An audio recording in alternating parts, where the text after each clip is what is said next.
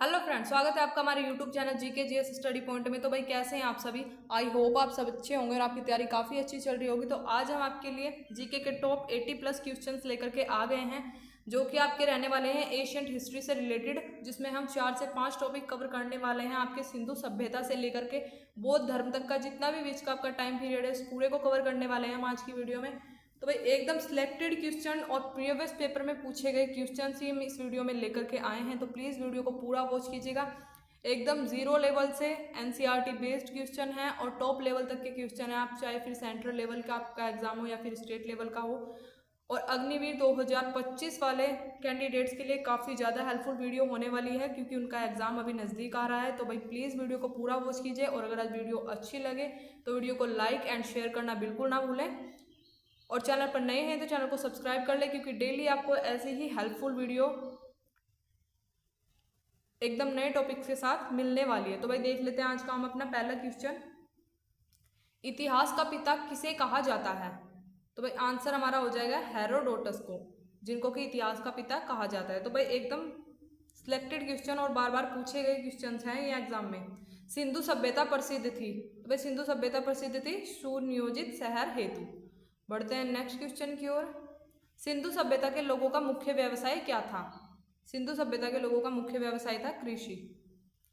Next देख लेते हैं। सिंधु वासियों के मुख्य फसल थी। तो भाई सिंधु वासियों की मुख्य फसल क्या थी। जौ और गेहूं। बढ़ते हैं नेक्स्ट क्वेश्चन की ओर। सिंधु सभ्यता का सर्वाधिक पूर्वी एवं पश्चिमी पूरा स्थल है। भाई काफी इंपोर्टेंट क्वेश्चन है, काफी बार पूछा गया है। तो भाई सिंधु सभ्यता का सबसे पूर्वी जो पूरा स्थल है वो है आलमगीरपुर, मेरठ उत्तर प्रदेश में, और जो पश्चिमी पूरा स्थल है वो है सुत्कागुडोर बलूचिस्तान में। ठीक है, नोट डाउन कर लीजिएगा क्वेश्चंस को। बढ़ते हैं नेक्स्ट क्वेश्चन की ओर। सिंधु सभ्यता का उत्तरी एवं दक्षिणी पूरा स्थल था। तो भाई उत्तरी एवं दक्षिणी पूरा स्थल क्या था। उत्तरी जो कि पूरा स्थल था वो था मांदा अखनूर जम्मू कश्मीर में, और जो कि दक्षिणी पूरा स्थल है वह है दाइमाबाद अहमदनगर, जो कि महाराष्ट्र में पड़ता है। ठीक है, बढ़ते हैं नेक्स्ट क्वेश्चन की ओर। हड़प्पा सभ्यता के बारे में सबसे पहले जानकारी दी थी। तो भाई हड़प्पा सभ्यता के बारे में सबसे पहले जो जानकारी दी थी वो दी थी चार्ल्स मैसन ने 1856 ईस्वी में। ये टाइम पीरियड भी आपको याद रखना है। मोहनजोदड़ो एवं हड़प्पा की पुरातात्विक खुदाई के प्रभारी थे। तो भाई कौन थे। John Marshall, sir John Marshall, जो कि मोहनजोदड़ो एवं हड़प्पा की पुरातात्विक खुदाई के प्रभारी थे। बढ़ते हैं नेक्स्ट क्वेश्चन की ओर। हड़प्पा की सभ्यता थी। तो भाई हड़प्पा की सभ्यता कैसी थी। कांस्य युगीन। आपसे ऑप्शन में पूछा जा सकता है पाषाण युगीन थी, कांस्य युगीन थी। ठीक है, तो आपकी क्या थी, कांस्य युगीन हड़प्पा सभ्यता। सिंधु सभ्यता की लिपि थी। सिंधु सभ्यता की लिपि थी भाव चित्रात्मक। ठीक है भाई, बढ़ते हैं नेक्स्ट क्वेश्चन की ओर। मिस्र के राजा कहलाते थे। भाई मिस्र के जो राजा थे वो कहलाते थे फराओ। ये भी काफी इंपोर्टेंट क्वेश्चन है आपका। बढ़ते हैं नेक्स्ट। खरोष्टी लिपि लिखी जाती है। खरोष्टी लिपि कैसे लिखी जाती थी, दाएं से बाएं। बढ़ते हैं नेक्स्ट क्वेश्चन की ओर। स्वास्तिक चिन्ह देन है। भाई स्वास्तिक चिन्ह किसकी देन है। स्वास्तिक चिन्ह आपकी सिंधु सभ्यता की देन है। बढ़ते हैं नेक्स्ट क्वेश्चन की ओर। आदि मानव ने सर्वप्रथम सीखा था। तो भाई आदि मानव ने सर्वप्रथम क्या सीखा था। सबसे पहले जो आदि मानव ने सीखा था वो सीखा था आग जलाना। और कैसे सीखा था, पत्थरों को रगड़कर आपस में आग जलाना उन्होंने सीखा था। बढ़ते हैं नेक्स्ट क्वेश्चन की ओर। आग का आविष्कार कब हुआ था। भाई ये आग का नहीं, ये है आग का आविष्कार। तो भाई आग का आविष्कार हुआ था पूरा पाषाण काल में। तो इससे भी आप रिलेट कर सकते हो कि आग का आविष्कार कैसे हुआ। तो पूरा पाषाण, पाषाण मतलब पत्थर। तो भाई पत्थरों को आपस में रगड़कर आग जलाना सीखा था। ठीक है, तो आग का आविष्कार पूरा पाषाण काल में हुआ था। बढ़ते हैं नेक्स्ट क्वेश्चन की ओर। सबसे पहले पालतू बनाया गया। भाई फालतू नहीं, ये है आपका पालतू। टाइपिंग मिस्टेक हो जाती है। तो सबसे पहले पालतू बनाया गया था कुत्ते को, सबसे पहले पालतू बनाया गया था। बढ़ते हैं नेक्स्ट क्वेश्चन की ओर। सिंधु घाटी सभ्यता थी। तो भाई सिंधु घाटी सभ्यता कैसी सभ्यता थी, आद्य ऐतिहासिक सभ्यता थी। बढ़ते हैं नेक्स्ट क्वेश्चन की ओर। हड़प्पा स्थित है। हड़प्पा कहाँ स्थित है, हड़प्पा इस रावी नदी के तट पर स्थित है। बढ़ते हैं नेक्स्ट क्वेश्चन की ओर। सिंधु सभ्यता का प्रमुख बंदरगाह है। तो भाई सिंधु सभ्यता का प्रमुख बंदरगाह लोथल बढ़ते हैं नेक्स्ट क्वेश्चन की ओर। हड़प्पा के लोग अनभिज्ञ थे या फिर हड़प्पा के लोग अनजान थे। तो किस चीज़ से अनजान थे? हड़प्पा के लोग लोहे से अनजान थे। ठीक है, हड़प्पा से अनभिज्ञ थे। बढ़ते हैं नेक्स्ट क्वेश्चन की ओर। हड़प्पा में मिट्टी के बर्तन पर प्रयुक्त रंग था। तो भाई जो मिट्टी के बर्तन होते थे हड़प्पा के समय में, उन पर कैसा कलर किया जाता था? तो उन पर लाल रंग किया जाता था। बढ़ते हैं नेक्स्ट क्वेश्चन की ओर। चावल के साक्ष्य मिले थे। भाई चावल के साक्ष्य कहाँ से मिले थे? लोथल एवं रंगपुर से, जिनसे हमें पता लगता है कि वहाँ पर चावल की खेती भी होती थी। ठीक है, बढ़ते हैं नेक्स्ट क्वेश्चन की ओर। सिंधु सभ्यता का सर्वमान्य काल था। तो भाई सिंधु सभ्यता का जो सर्वमान्य काल था वो तो 2500 से 1750 ईसा पूर्व। बढ़ते हैं नेक्स्ट क्वेश्चन की ओर। मोहनजोदड़ो स्थित है। तो भाई मोहनजोदड़ो हाल फिलहाल में पाकिस्तान में स्थित है। बढ़ते हैं नेक्स्ट क्वेश्चन की ओर। मोहनजोदड़ो की खोज की थी। तो भाई मोहनजोदड़ो की खोज की थी रखाल दास जी ने। नेक्स्ट क्वेश्चन की ओर बढ़ते हैं। नर्तकी की मूर्ति कहाँ से मिली है? तो नर्तकी की मूर्ति कहाँ से मिली है? तो भाई मोहनजोदड़ो से मिली है नर्तकी की मूर्ति। बढ़ते हैं नेक्स्ट क्वेश्चन की ओर। सैंधव सभ्यता की सबसे बड़ी इमारत है। भाई सैंधव सभ्यता या सिंधु सभ्यता की जो सबसे बड़ी इमारत है वो है मोहनजोदड़ो से प्राप्त अन्नागार। बढ़ते हैं नेक्स्ट क्वेश्चन की ओर। मोहनजोदड़ो से प्राप्त प्रमुख स्मारक है वृहत स्नानागार। मोहनजोदड़ो की खोज हुई थी 1922 में, ये भी याद रख लीजिएगा। और मोहनजोदड़ो से जो प्राप्त प्रमुख स्मारक है वो है वृहत स्नानागार। ठीक है, बढ़ते हैं नेक्स्ट क्वेश्चन की ओर। मेसोपोटामिया जिसका आधुनिक नाम क्या है? इराक। मेसोपोटामिया को जो आधुनिक नाम है वो इराक है, ये भी पूछा जा सकता है आपसे। तो उसका अर्थ क्या है? मेसोपोटामिया का अर्थ आपसे में पूछा गया है तो वो है दो नदियों के बीच की जो भूमि होती है उसे मेसोपोटामिया कहा जाता है। ठीक है, बढ़ते हैं नेक्स्ट क्वेश्चन की ओर। हड़प्पा की खुदाई हुई थी। हड़प्पा की खुदाई कब हुई थी? तो भाई हड़प्पा की खुदाई हुई थी दयाराम साहनी जी के नेतृत्व में सन 1921 में। बढ़ते हैं नेक्स्ट क्वेश्चन की ओर। सिंधु घाटी के लोगों ने पूजा की थी। तो भाई सिंधु घाटी के लोगों ने पूजा की थी मातृ देवी की। मातृ देवी की पूजा करते थे सिंधु घाटी के लोग। पुराणों की संख्या कितनी है? ये आपके पुराण हैं।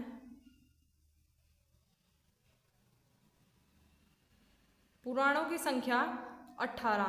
ठीक है भाई, 18 पुराणों की संख्या है जिनकी रचना कब हुई थी? जिनकी रचना हुई थी गुप्त काल में। ठीक है, बढ़ते हैं नेक्स्ट क्वेश्चन की ओर। सबसे प्राचीन पुराण है। सबसे प्राचीन पुराण है मत्स्य पुराण। बढ़ते हैं नेक्स्ट क्वेश्चन की ओर। पुराणों के रचयिता थे। तो भाई पुराणों के रचयिता कौन थे?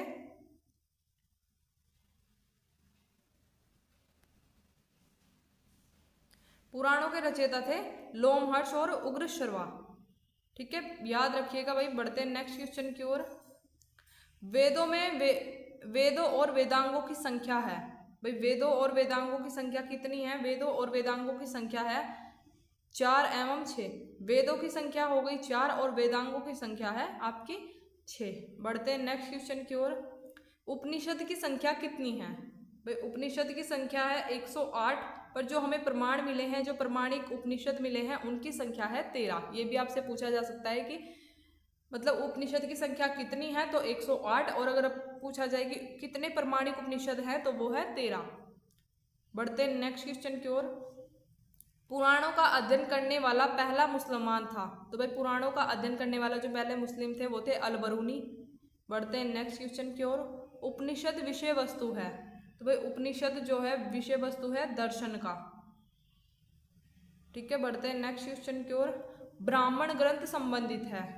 ब्राह्मण ग्रंथ संबंधित है भाई कर्मकांड से संबंधित है ब्राह्मण ग्रंथ। बढ़ते हैं नेक्स्ट क्वेश्चन की ओर। सबसे प्राचीनतम वेद है।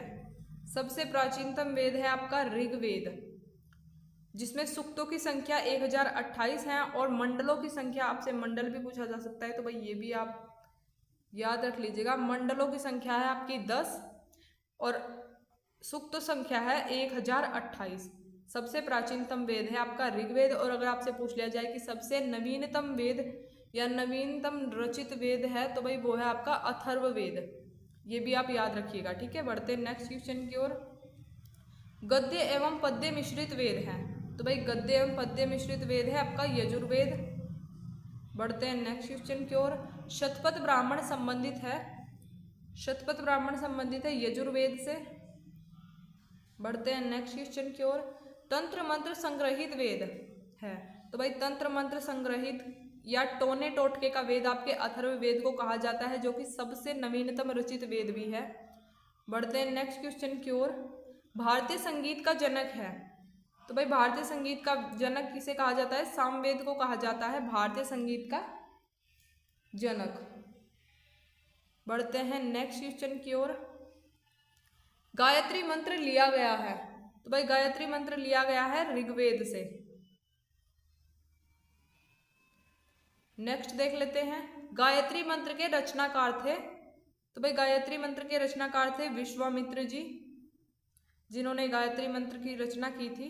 बढ़ते हैं नेक्स्ट, गायत्री मंत्र समर्पित है, तो भाई जो विश्वामित्र जी द्वारा रचित है गायत्री मंत्र और ऋग्वेद से जो लिया गया है, तो वो किस देवता को समर्पित है? तो वो है सावित्री या सूर्य देवता, सूर्य देवता जी को ही सावित्री कहा जाता है, तो वो है समर्पित सावित्री या सूर्य देवता जी को। ठीक है, ये आपसे पूछा जा सकता है, कई बार एग्जाम में पूछा गया है। गोत्र शब्द मिलता है, तो भाई गोत्र शब्द आपका मिलता है अथर्ववेद में। बढ़ते हैं नेक्स्ट क्वेश्चन की ओर। भागवत धर्म के प्रवर्तक थे, भागवत धर्म के प्रवर्तक थे श्री कृष्ण जी। बढ़ते हैं नेक्स्ट क्वेश्चन की ओर। भक्ति आंदोलन का प्रारंभ किया था, तो भाई भक्ति आंदोलन का प्रारंभ किसने किया था? अलवर संतों ने किया था।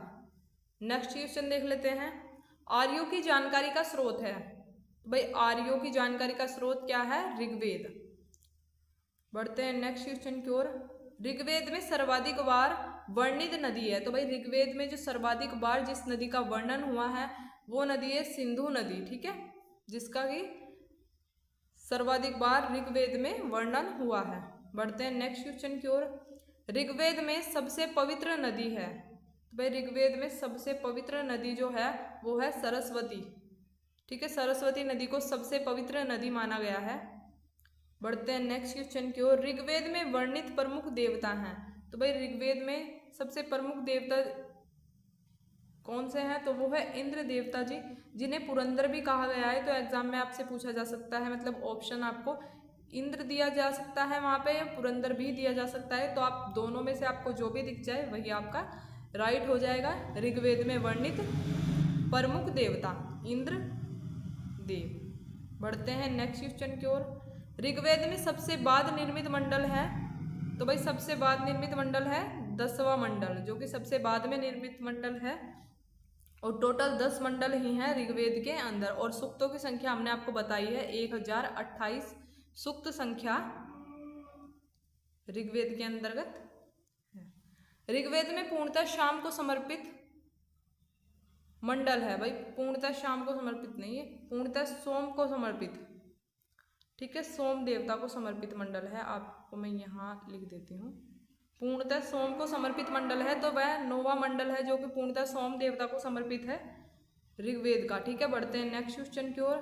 सत्यमेव जयते लिया गया है, सत्यमेव जयते लिया गया है आपका मुंडकोपनिषद से, जो कि आपके 108 उपनिषद मैंने पहले बताए थे, जिनमें से 13 प्रमाणिक उपनिषद हैं, तो उनमें से ही मुंडकोपनिषद से सत्यमेव जयते लिया गया है। इन 13 में से एक उपनिषद में मुंडकोपनिषद, जिससे कि सत्यमेव जयते लिया गया है। बढ़ते हैं नेक्स्ट क्वेश्चन की ओर। प्राचीन हिंदू विधि का लेखक है, तो भाई प्राचीन हिंदू विधि के लेखक हैं मनु। नेक्स्ट क्वेश्चन देखते हैं, स्मृति ग्रंथों में सबसे प्राचीन है, तो भाई स्मृति ग्रंथों में सबसे प्राचीन है स्मृति, मनुस्मृति। ठीक है, बढ़ते हैं नेक्स्ट क्वेश्चन की ओर। पुस्तक मिताक्षरा के लेखक हैं, तो भाई मिताक्षरा पुस्तक के लेखक हैं विज्ञानेश्वर जी, जिन्होंने मिताक्षरा पुस्तक की रचना की है। महाभारत का अन्य नाम है, भाई महाभारत का जो अन्य नाम है वो है क्या? जय संहिता। महाभारत को जय संहिता के नाम से भी जाना जाता है। बढ़ते हैं नेक्स्ट क्वेश्चन की ओर। महाभारत जिसकी रचना वेद व्यास जी ने की थी, उनका फारसी अनुवाद का शीर्षक क्या है? तो भाई महाभारत की जो फारसी में अनुवाद उनका हुआ था, तो उसका शीर्षक था रज़्मनामा। ठीक है, याद रखिएगा, काफ़ी बार पूछा गया है। और महाभारत के रचनाकार थे वेद व्यास जी। ठीक है, बढ़ते हैं नेक्स्ट क्वेश्चन की ओर। आर्यों का भारत आगमन हुआ था, तो भाई आर्यों का भारत आगमन कब हुआ था? 1500 ईसा पूर्व से पहले। ये हमारा न्यू टॉपिक अभी स्टार्ट हो गया है आर्यों का। आर्य पहले बसे थे, तो भाई सबसे पहले कहाँ बसे थे आर्य? पंजाब एवं अफगानिस्तान में आर्य सबसे पहले बसे थे। बढ़ते हैं नेक्स्ट क्वेश्चन की ओर। ऋग्वेदिक आर्यों की भाषा थी, तो भाई ऋग्वेदिक आर्यों की भाषा क्या थी? संस्कृत। बढ़ते हैं नेक्स्ट क्वेश्चन की ओर। आर्य लोग भारत आए थे, तो भाई कहाँ से आए थे आर्य लोग? भारत, मध्य एशिया से भारत आए थे आर्य लोग। बढ़ते हैं नेक्स्ट क्वेश्चन की ओर। शून्यवाद का प्रतिपादक है, शून्यवाद का प्रतिपादक है भाई नागार्जुन जी को माना जाता है शून्यवाद के प्रतिपादक। बढ़ते हैं नेक्स्ट क्वेश्चन की ओर। बुद्ध जन्मे थे, तो भाई बुद्ध कब जन्मे थे? तो ये जन्मे थे लुम्बिनी में जन्मे थे, और जन्मे थे 563 ईसा पूर्व। ठीक है, बढ़ते हैं नेक्स्ट क्वेश्चन की ओर। बुद्ध की मृत्यु हुई थी, तो भाई बुद्ध की जो मृत्यु हुई थी वो हुई थी कहाँ? कुशीनगर में 483 ईसा पूर्व। तो दोनों चीज़ों को याद रखिएगा, कब हुई थी और कहाँ हुई थी, दोनों चीज़ हमने एक में ही रखी है, तो याद कर लीजिएगा अच्छे से। नेक्स्ट क्वेश्चन की ओर बढ़ते हैं। बुद्ध की मृत्यु की घटना कहलाती है, तो भाई बुद्ध की मृत्यु की घटना जो कहलाती है वो कहलाती है महापरिनिर्वाण। बढ़ते हैं नेक्स्ट क्वेश्चन की ओर। महात्मा बुद्ध के प्रथम गुरु थे, तो भाई महात्मा बुद्ध जी थे जो उनके प्रथम गुरु कौन थे? अलार कलाम उनके प्रथम गुरु थे। बढ़ते हैं नेक्स्ट क्वेश्चन की ओर। बुद्ध द्वारा गृह त्याग की घटना कहलाई थी, तो भाई जब उन्होंने गृह त्याग किया था तो उस घटना को क्या कहा गया? उस घटना को कहा गया महाविनिष्क्रमण। जो उन्होंने गृह त्याग की कार्य किया था उसमें महाविनिष्क्रमण उस घटना को कहा जाता है। बुद्ध का प्रथम प्रवचन कहलाता है, तो भाई बुद्ध जी का जो प्रथम प्रवचन है वो कहलाता है धर्मचक्र प्रवर्तन। बढ़ते हैं नेक्स्ट क्वेश्चन की ओर। बुद्ध ने अपना प्रथम उपदेश दिया था, तो भाई बुद्ध ने अपना जो पहला उपदेश दिया था वो कहाँ दिया था? सारनाथ में दिया था। और जो महात्मा बुद्ध जी थे उन्होंने अपना उपदेश किस भाषा में दिया था? तो भाई उन्होंने अपने जो उपदेश दिए थे वो पाली भाषा में दिए थे। ये भी आपको याद रखना है, काफ़ी बार पूछ लिया जाता है यहाँ से भी क्वेश्चन। बढ़ते हैं नेक्स्ट क्वेश्चन की ओर। बुद्ध ने सर्वाधिक उपदेश दिए थे, तो भाई बुद्ध जी थे जो उन्होंने अपने सर्वाधिक उपदेश कहाँ दिए थे? श्रावस्ती में उन्होंने अपने सर्वाधिक उपदेश दिए थे। बढ़ते हैं नेक्स्ट क्वेश्चन की ओर। बौद्ध धर्म के त्रिरत्न हैं, तो भाई बौद्ध धर्म के त्रिरत्न माने जाते हैं बुद्ध, धम्म और संघ, जिन्हें इनके त्रिरत्न माना जाता है बौद्ध धर्म का। बढ़ते हैं नेक्स्ट क्वेश्चन की ओर। बौद्ध धर्म ग्रहण करने वाली प्रथम महिला थी, बौद्ध धर्म ग्रहण करने वाली प्रथम महिला थी गौतमी। बढ़ते हैं नेक्स्ट क्वेश्चन की ओर। प्रथम बौद्ध संगीति 483 ईसा पूर्व हुई थी, तो भाई कहाँ हुई थी और किनके समय में हुई थी? अजात शत्रु के काल में राजगृह में हुई थी प्रथम बौद्ध संगीति। ठीक है, जो कि 483 ईसा पूर्व हुई थी। बढ़ते हैं नेक्स्ट क्वेश्चन की ओर। चतुर्थ बौद्ध संगीति हुआ था, चतुर्थ बौद्ध संगीति कुंडलवन कश्मीर में जो पड़ता है कुंडलवन के में हुई थी कनिष्क के समय में। ठीक है, और प्रथम हुई थी अजातशत्रु के समय में, और चतुर्थ जो हुई थी वो हुई थी आपके कनिष्क के समय में। ठीक है, बढ़ते हैं नेक्स्ट क्वेश्चन की ओर।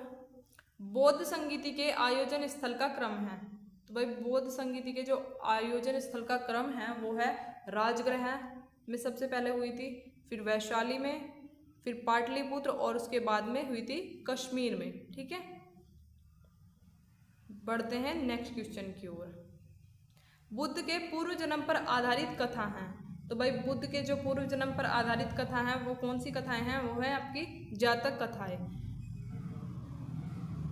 तो भाई अभी तक आपने देख ही लिया होगा कि जितने भी क्वेश्चन हमने देख लिए हैं सभी एकदम इम्पोर्टेंट क्वेश्चन हैं, प्रीवियस पेपर में आए हुए क्वेश्चन है। तो प्लीज़ वीडियो में पूरे अंत तक बना रहिएगा, और अगर वीडियो अच्छी लगे तो वीडियो को लाइक एंड शेयर करना बिल्कुल ना भूलें, और चैनल पर नए हैं तो चैनल को प्लीज़ सब्सक्राइब कर लें, क्योंकि आपको डेली न्यू वीडियोस मिलने वाली हैं और काफ़ी हेल्पफुल जो आपके एग्ज़ाम के लिए रहने वाली हैं।